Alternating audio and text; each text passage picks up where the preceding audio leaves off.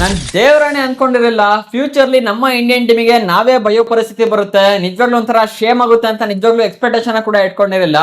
ಏನೋ ಒಂದು 2 ಮ್ಯಾಚ್ ಸೋಲ್ತಾರೆ ಮತ್ತೆ ಅದು ಕಂಬ್ಯಾಕ್ ಮಾಡೇ ಮಾಡ್ತಾರೆ ಅಂತ ಅನ್ಕೊಂಡಿದ್ದೆ. ಇವ್ರು ನೋಡಿದ್ರೆ ಎಷ್ಟು ಹೀನಾಯವಾಗಿ ಗುರು ಐರ್ಲೆಂಡ್ ಟೀಮೇ ಒಂಥರ ಬೆಸ್ಟ್ ಅಂತ ಅನಿಸುತ್ತೆ ನನಗೆ ಇಂಡಿಯನ್ ಟೀಮಿಗೆ ಹೋಲ್ಸ್ಕೊಂಡ್ವಿ ಅಂದ್ರೆ. ಏನ್ ಆಡ್ತಿದ್ರೆ ಏನು ಅನ್ನೋ ಗೊತ್ತಾಗ್ತಿಲ್ಲ. ನಿನ್ನೆ ಮ್ಯಾಚ್ ನೋಡ್ತಾ ಅಂದ್ರೆ ಫುಲ್ ಕಳಪೆ, ಅಂದ್ರೆ ಕಳಪೆಗಿಂತ ಇನ್ನೂ ಕೆಳಗಿನ ಮಟ್ಟದ ಒಂದು ವರ್ಡ್ ಇತ್ತು ಅಂದ್ರೆ ಅದು ಕೂಡ ಅಪ್ಲೈ ಆಗೋಗ್ಬಿಡುತ್ತೆ ಅನ್ಸುತ್ತೆ. ಅಷ್ಟು ಕೆಟ್ಟ ಗೇಮನ್ನ ಆಡಿರೋದು ನಿನ್ನೆ ಇಂಡಿಯನ್ ಪ್ಲೇಯರ್ಸ್ಗಳು. ಒಬ್ರಾದ್ರೂ ಕೂಡ 15 ಮೇಲೆ ರನ್ ಹೊಡಿದ್ ಬೇಡವಾಗರು. ಪ್ರತಿಯೊಬ್ಬ ಸ್ಟಾರ್ ಬ್ಯಾಟರ್ ಅಂತ ಯಾರ್ಯಾರು ಅನ್ಸ್ಕೊಂಡಿದ್ರೆ ಜೂನಿಯರ್ ಅಂತ ಹಿಡಿದು ಸೀನಿಯರ್ ಪ್ಲೇಯರ್ ವರ್ಗು ಕೂಡ ಅಷ್ಟೇ ಎಲ್ಲ ಕೂಡ 15ರೊಳಗೆ 13 ರನ್ ಮ್ಯಾಕ್ಸ್ ಅನ್ಸುತ್ತೆ ಹೊಡೆದಿರೋದು. ಅದ್ಬಿಟ್ರೆ ಎಲ್ಲ ಕೂಡ ಬರ್ತದಂಗೆ ಪೆವಿಲಿಯನ್ ಕಡೆ ಮುಖ ಮಾಡಿ ಹೋಗ್ತಾ ಇದ್ದಾರೆ. ಸೊ ಏನಾಗಿದೆ ಇಂಡಿಯನ್ ಟೀಮ್ಗೆ ಏನು ಅಂದ್ರೆ ಗೊತ್ತಾಗ್ತಿಲ್ಲ. ಬ್ಯಾಕ್ ಟು ಬ್ಯಾಕ್ ಕಂಟಿನ್ಯೂಸ್ಗೆ ಲಾಸ್ಟ್ ಸ್ಟ್ರೀಕ್ ಅನ್ನ ಮೇಂಟೈನ್ ಮಾಡ್ತಿದ್ದಾರೆ ಅಂದ್ರೆ ನಿಜವಾಗ್ಲೂ ಫುಲ್ ಒಂಥರ ತಲೆ ಕೆಟ್ಟೋಗ್ಬಿಡ್ತಿದೆ ನಮಗಂತೂ. ಐರ್ಲೆಂಡ್ ಇಂದ ಸ್ಟಾರ್ಟ್ ಆಗಿದ್ದು ಲಾಸ್ಟ್ ಸ್ಟ್ರೀಕ್. ಐರ್ಲೆಂಡ್ ಸೀರೀಸ್ ಕೂಡ 2 ಮ್ಯಾಚ್ ಹೋಗಿ ಅದಾದ್ಮೇಲೆ ಇಲ್ಲಿ ಇಂಗ್ಲೆಂಡ್ ಸೀರೀಸ್ ಅಲ್ಲಿ ಕೂಡ ಅಷ್ಟೇ ಇಲ್ಲಿ 3 ಮ್ಯಾಚ್ ಲಾಸ್ ಆಗ್ಬೇಕಾಗಿತ್ತು. ಏನ್ ಮಾಡ್ತೀರಾ, ಫಸ್ಟ್ನೇ ಮ್ಯಾಚ್ ಅಲ್ಲಿ ಇಂಡಿಯನ್ ಟೀಮ್ ಇಂದು ಫಸ್ಟ್ ಬ್ಯಾಟಿಂಗ್ ಕೂಡ ಇತ್ತು, 189 ಟಾರ್ಗೆಟ್ ಅನ್ನ ಕೂಡ ಕೊಟ್ರ. ಅದಾದ್ಮೇಲೆ ಮೋಸ್ಟ್ಲಿ ಮಳೆಗೆ ಗೊತ್ತಾಗ್ಬಿಡ್ತು ಅನ್ಸುತ್ತೆ, ನೀವು ಕಿಸಿಯೋದು ಅಷ್ಟೇ ಇದೆ, ಬಂದು ಮ್ಯಾಚ್ ಅನ್ನ ಅಬೌಂಡ್ ಮಾಡ್ಬಿಡ್ತೀನಿ, ನೆಕ್ಸ್ಟ್ ಮ್ಯಾಚ್ ಪ್ರಿಪರೇಷನ್ ಮಾಡ್ಕೊಳ್ಳಿ ಅಂತ ಒಂದು ಚಾನ್ಸ್ ಕೊಡ್ತು ಮಳೆ. ಇಲ್ಲ ಇವ್ರ ಬುದ್ಧಿನೇ ಕಲಿಯಲ್ಲ ಗುರು. 189 ನೋಡಿ, ಫಸ್ಟ್ನೇ ಮ್ಯಾಚ್ 189, ಅದನ್ನು ಕೂಡ ಈಸಿಗೆ ಚೆಚ್ ಬಿಸಾಕ್ಬಿಡೋರು. ಏನು ಇಬ್ಬರೇ ಬ್ಯಾಟ್ಸ್ಮನ್ಸ್ಗಳು ಚೆಚ್ ಬಿಸಾಕ್ಬಿಡೋರು ಅನ್ಸುತ್ತೆ ಆ ಸ್ಕೋರ್ನ. ಅದಾದ್ಮೇಲೆ 2ನೇ ಮ್ಯಾಚ್ ಕೂಡ ಅಷ್ಟೇ ಎಷ್ಟು ಕೆಡ್ತಾಗಾಡಿದ್ರು ನೀವೇ ನೋಡಿದ್ರ. ಮತ್ತೆ ನಿನ್ನೆ ಅಂತೂ ಬಾಯ್ ಬಿಟ್ಟು ಹೇಳಂಗೆ ಇಲ್ಲ, ಅಷ್ಟು ಕೆಡ್ತಾಗ ಪರ್ಫಾರ್ಮ್ ಕೂಡ ಮಾಡಿದ್ದು. ಶ್ರೇಯಸ್ ಅಯ್ಯರ್ ಇಂಡಿಯನ್ ಟೀಮ್ ಒಂಥರ ಮಿನಿ ಪಂಜಾಬ್ ಟೀಮ್ ಅನ್ಕೊಂಡ್ರ ಏನು ಅಂತ ನಂಗಂತೂ ಗೊತ್ತಾಗ್ತಿಲ್ಲ. IPL ಇಂದ ಸ್ಟಾರ್ಟ್ ಆಗಿದ್ದು ಲಾಸ್ಟ್ ವೀಕ್ ಅಲ್ಲಿ 6 ಮ್ಯಾಚ್ ಲಾಸು, ಇಲ್ಲಿ 4 ಮ್ಯಾಚ್ ಲಾಸ್ ಕೂಡ ಆಗಿದೆ. ಟೋಟಲ್ 10 ಮ್ಯಾಚ್ ಅಲ್ಲಿ ಲಾಸ್ ಕೂಡ ಆಗಿರೋದು ಶ್ರೇಯಸ್ ಅಯ್ಯರ್. ಏನಾಗ್ತದೆ ಏನು ಅನ್ನೋದೇ ಗೊತ್ತಾಗ್ತಿಲ್ಲ ಗುರು. ಅಟ್ಲೀಸ್ಟ್ ಸ್ವಲ್ಪ ಮರ್ಯಾದೆನಾರು ಉಳಿಸ್ಕೊಂಡಂಗೆ ಗೇಮಾರು ಆಡ್ಬೇಕಂತಾನೆ, ಅಟ್ಲೀಸ್ಟ್ ಒಂದು ಫೈಟ್ ಕೊಡೋ ಥರನೋ, ಇಲ್ಲಾಂದ್ರೆ ಸ್ವಲ್ಪ ನಿಯರಾರು ಹೋಗಿ ಔಟ್ ಆಗಿದ್ರು ಕೂಡ ಏನೋ ಒಂಥರ ಬಿಡುಗರು ಇಂಗ್ಲೆಂಡ್ ಟೀಮು ಹಂಗಿದೆ ಹಿಂಗಿದೆ ಅಂತ ನಾವು ಸ್ವಲ್ಪ ಪ್ಯಾಚ್ ಅಪ್ ಅವರು ಮಾಡ್ಕೊಂಬರಿತ್ತು. ಇವ್ರು ನೋಡ್ತಾವ ಅಂದ್ರೆ ಆ ನಿಯರ್ಗೂ ಹೋಗ್ತಾ ಇಲ್ಲ, ಫುಲ್ಲು ಐರ್ಲೆಂಡ್ಗಿಂತ ಕಡೆ ಆಗೋಗ್ಬಿಟ್ಟಿದ್ರೆ ಇಂಡಿಯನ್ ಟೀಮು. ಆ ಲೆವೆಲಲ್ಲಿ ಗೇಮನ್ನ ಕೂಡ ಆಡ್ತಾ ಇರೋದು. ನಿಜವಾಗ್ಲೂ ಗೊತ್ತಾಗ್ತಿಲ್ಲ ಇಲ್ಲಿ ಯಾರು ಫಾಲ್ಟ್ ಆಗ್ತಿದೆ ಏನಾಗ್ತಿದೆ. ಅಲ್ಲ ನೋಡಿ, IPL ಅಲ್ಲಿ ಆ ಲೆವೆಲಲ್ಲಿ ಆಡ್ತಾರೆ, ಇಲ್ಲಿ ಇಂಟರ್ನ್ಯಾಷನಲ್ ಲೀಗ್ ಅಲ್ಲಿ ಇದೇ ಫಸ್ಟ್ ಟೈಮ್ ಅನ್ಸುತ್ತೆ, ಇಡೀ ಹಿಸ್ಟ್ರಿಲೇ ಇದೇ ಫಸ್ಟ್ ಅನ್ಸುತ್ತೆ ಇಷ್ಟು ಕೆಟ್ಟದಾಗಿ ಟೀಮ್ ಇಂಡಿಯಾ ಪರ್ಫಾರ್ಮ್ ಕೂಡ ಮಾಡ್ತಾ ಇರೋದು. ಅದ್ಬಿಟ್ರೆ ಮುಂಚೆ ಯಾವಾಗ್ಲೂ ಒಂದ್ಸಲಿ 2008ರಲ್ಲೋ, ನಾನು ಆಮೇಲೆ ಹೇಳ್ತೀನಿ ಡೇಟಾ ಕೂಡ ಇದೆ ನನ್ನ ಹತ್ರ, ಅವಾಗ್ಲೂ ಕೂಡ ಅಷ್ಟೇ 76 ಒಂದ್ಸಲಿ ಅಲೌಟ್ ಕೂಡ ಆಗಿತ್ತು. ಅದ್ಬಿಟ್ರೆ ಸದ್ಯಕ್ಕಂತೂ ಯಾವ್ದು ರೀಸೆಂಟ್ ಮ್ಯಾಚಸ್ ಅಲ್ಲಿ ಈ ತರ ಕೆಟ್ಟದಾಗಿ ಪರ್ಫಾರ್ಮ್ ಮಾಡಿ back to back last week ಅಂತ ಮೇಂಟೈನ್ ಮಾಡ್ಕೊಂಡೇ ಇರಲಿಲ್ಲ ಟೀಮ್ ಇಂಡಿಯಾ. ಈಗ ನೋಡ್ತಾವ ಅಂದ್ರೆ ಇಷ್ಟು ಕೆಟ್ಟಾಗ ಪರ್ಫಾರ್ಮ್ನ ಕೂಡ ಮಾಡ್ತಾರೆ. ನೀವೆಲ್ಲ ಏನ್ ಅನ್ಕೊಂಡಿದ್ವಿ ಅಂದ್ರೆ ಈ ವೈಭವ್ ಸೂರ್ಯವಂಶಿ, ಅಭಿಷೇಕ್ ಶರ್ಮಾ ಅವರೆಲ್ಲ ಆಡಿದ್ ನೋಡ್ತಂದ್ರೆ IPL ಅಲ್ಲಿ ಪರವಾಗಿಲ್ಲ ಅವರು, ಟೀಮ್ ಇಂಡಿಯಾದ ಭವಿಷ್ಯ ಸಖತ್ತು ಸ್ಟ್ರಾಂಗ್ ಆಗಿ ಕೂಡ ಇದೆ. ಇಲ್ಲಿ ವಿರಾಟ್ ಕೊಹ್ಲಿ ಅಂತಂತ ಲೆಜೆಂಡ್ಸ್ ಗಳು ಟೀಮ್ ಇಂದ ರಿಟೈರ್ಮೆಂಟ್ ಕೊಟ್ಟರು ಕೂಡ ಅಷ್ಟೇ ವರಿ ಅಂತ ಮಾಡ್ಕೊಳ್ಳೋ ಅವಶ್ಯಕತೆ ಕೂಡ ಇಲ್ಲ. ಒಳ್ಳೊಳ್ಳೆ ಯಂಗ್ಸ್ಟರ್ಸ್ ಕೂಡ ಇದ್ರೆ ಟೀಮ್ ಅನ್ನ ಮ್ಯಾನೇಜ್ ಮಾಡ್ತಾರೆ, ಲೀಡ್ ಮಾಡ್ತಾರೆ ಅಂತ ಅನ್ಕೊಂಡ್ವಿ. ಆದ್ರೆ ಎಲ್ಲಿ ಇವರು ಈ ಸಲ ಆಡಿರೋ ಮ್ಯಾಚ್ ನೋಡ್ತಾವ ಅಂದ್ರೆ ಟೀಮ್ ಇಂಡಿಯಾನ ಫುಲ್ ಮಕಡೆ ಮೋಲ್ಸಂಗ್ ಕಾಣ್ತಾ ಇದಾರೆ. ಅಲ್ಲ ಟೀಮ್ ಇಂಡಿಯಾದ ಮರದಿನ ಇಂಟರ್ನ್ಯಾಷನಲ್ ಲೆವೆಲ್ ಹರಾಜಾಕಂಡ್ ಕಾಣ್ತಾ ಇದಾರೆ ಇವರೆಲ್ಲ. ಏನ್ ಆಡ್ತಿದ್ರೆ ಏನು ಅಂತ ಗೊತ್ತಾಗ್ತಿಲ್ಲ.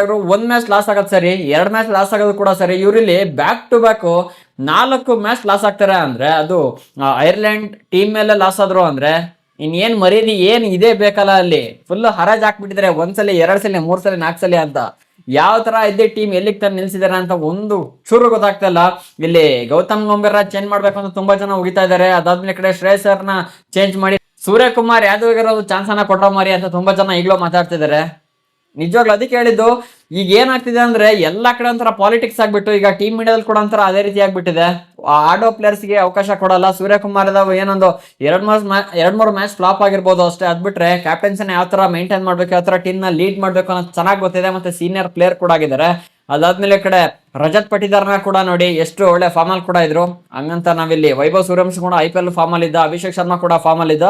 ಬಟ್ ಇಲ್ಲಿ ಏನಾಗ್ತಿದೆ ಅಂದ್ರೆ IPL ಅಲ್ಲಿ ಆಡಿದವರು ಇಲ್ಲಿ ಯಾವ ಮೂಲೆಯಿಂದನೂ ಕೂಡ ಪರ್ಫಾರ್ಮ್ ಮಾಡ್ತಾ ಇಲ್ಲ. ಅಲ್ಲಿ ನೋಡಿದ್ರೆ 20 ಬಾಲಿಗೆ 50-60 ಆ ಲೆವೆಲಿಗೆ ಚೆಚ್ತಾರೆ. ಇಲ್ಲಿ ಏನಾಗಿದೆ ಏನೋದೇ ಗೊತ್ತಾಗ್ತಿಲ್ಲ.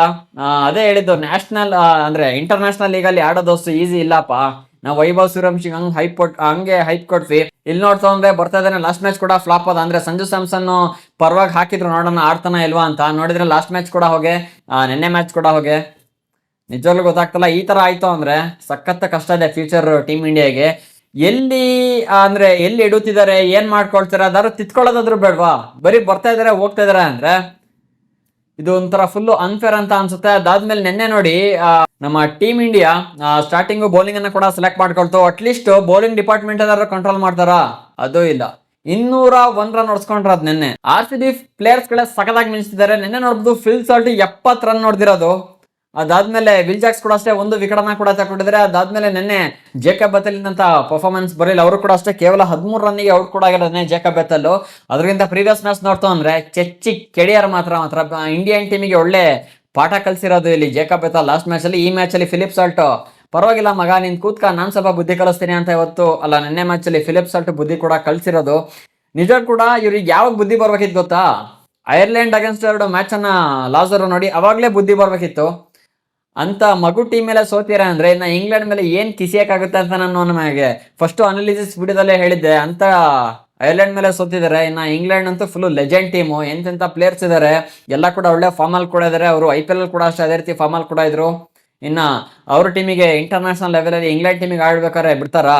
ಯಾವ್ದೇ ಕಾರಣಕ್ಕೂ ಬಿಡಲ್ಲ. ಹಾಗಾಗಿ ಕೊಡ್ತಾ ಇದಾರೆ. ಯಾವ ತರ ಕೊಡ್ತಿದಾರೆ ಅಂದ್ರೆ ಅಮ್ಮುಕಡು ಮೂಕ ಅನ್ಬೇಕಂತ ಆ ತರ ಕೊಡ್ತಿದಾರೆ ಚಾನ್ಸ್ ಗಳನ್ನ ಮಾತ್ರ.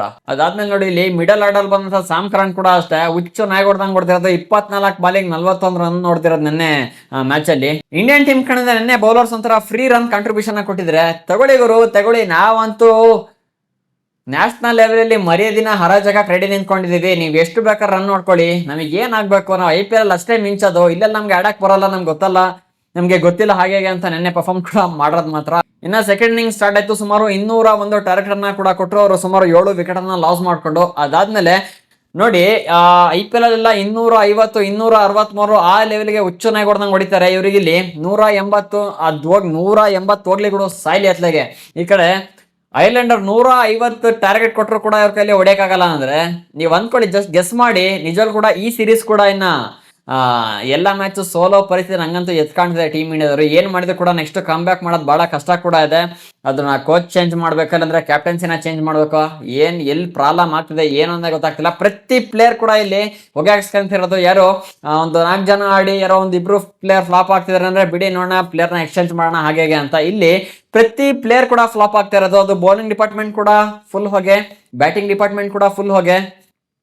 ಸೊ ಎಂಟೈರ್ ಟೀಮ್ ನೇ ಚೇಂಜ್ ಮಾಡ್ಬಿಡೋಕೆ ಅನ್ಸುತ್ತೆ. ಯಾವ ಪ್ಲೇಯರ್ನು ಕೂಡ ಎಲ್ಲಾ ಪ್ಲೇಯರ್ನ ಕೂಡ ರಿಪ್ಲೇಸ್ ಮಾಡ್ಬೇಕು ಅಂತ ಅನ್ಸುತ್ತೆ. ಆ ತರನೇ ಅನಿಸ್ತಾ ಇರೋದು. ನಿನ್ನೆ ಅಭಿಷೇಕ್ ಶರ್ಮಾ ಕೂಡ ಅಷ್ಟೇ 10 ರನ್ನಿಗೆ ಔಟು, ವೈಭವ್ ಸೂರ್ಯವಂಶಿ 13, ಈ ಕಡೆ ಇಶಾನ್ ಕಿಶನ್ ಕೂಡ 13. ಎಲ್ಲ ಬಂದರು ಕೂಡ ಅವಾಗ್ಲೇ ಹೇಳಿದ್ನಲ್ಲ 15 ರನ್ ಹೊಡೆಯೋ ಕೆಪಾಸಿಟಿ ಕೂಡ ಇಲ್ಲ.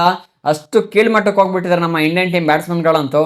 ಅದಾದ್ಮೇಲೆ ಕೇವಲ 11 ಓವರಿಗೆ ಆಲ್ ಔಟ್ ಆಗ್ತಾರೆ ಅಂದ್ರೆ ಎಲ್ಲಿಗೆ ಬಂದು ನಿಂತ್ಕೊಂಡಿದೆ, ಏನ್ ಆಗ್ತಿದೆ ಏನು ಅನ್ನೋದೇ ಗೊತ್ತಾಗ್ತಾ ಇಲ್ಲ.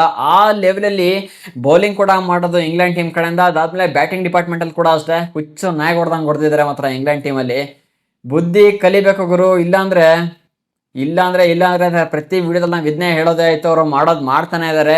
ಏನ್ ಚೇಂಜಸ್ ಮಾಡ್ಬೇಕು, ಎಲ್ಲಿ ಹೊಡ್ತಾ ಆಗ್ತಾ ಇದೆ ಏನು ಅನ್ನೋದೇ ಗೊತ್ತಾಗ್ತಾ ಇಲ್ಲ. ಅಂದ್ರೆ ಮೇನ್ ಆಗಿ ಇಲ್ಲಿ ಕೋಚ್ನೇ ಚೇಂಜ್ ಮಾಡ್ಬೇಕು ಅನ್ಸುತ್ತೆ. ತುಂಬಾ ಜನ ಹೋಗಿದ್ದಾರೆ ಗೌತಮ್ ಗಂಭೀರ್ಗಂತೂ. ಗೌತಮ್ ಗಂಭೀರ್ ಇರುವರೆಗೂ ಟೀಮ್ ಇಂಡಿಯಾ ಉದ್ಧಾರ ಅಂತೂ ಆಗಲ್ಲ. ಸುಮ್ಮನೆ ಕೋಚ್ನ ಚೇಂಜ್ ಮಾಡಬೇಕು. ಈ ಕಡೆ ಕ್ಯಾಪ್ಟನ್ಸಿ ಕೂಡ ಅಷ್ಟೇ. ಶ್ರೇಯಸ್ ಅಯ್ಯರ್ ಇನ್ನೂ ಮಗು, ನ್ಯಾಷನಲ್ ಲೆವೆಲ್ ಎಲ್ಲ ಯಾವ ತರ ಲೀಡ್ ಮಾಡಬೇಕು ಅನ್ನೋದು ಗೊತ್ತಿಲ್ಲ. ಸೊ ಅಂತ ಪ್ಲೇಯರ್ ಟೀಮ್ ಇಂಡಿಯಾದಲ್ಲಿ ಇನ್ನೂ ಇಲ್ಲ ಅಂತ ತುಂಬಾ ಜನ ಜಡ್ಜ್ ಕೂಡ ಮಾಡ್ತಿದ್ದಾರೆ. ಅದಂತೂ 100% ಸರಿ ಅಂತ ನನಗೂ ಅನ್ನಿಸ್ತು.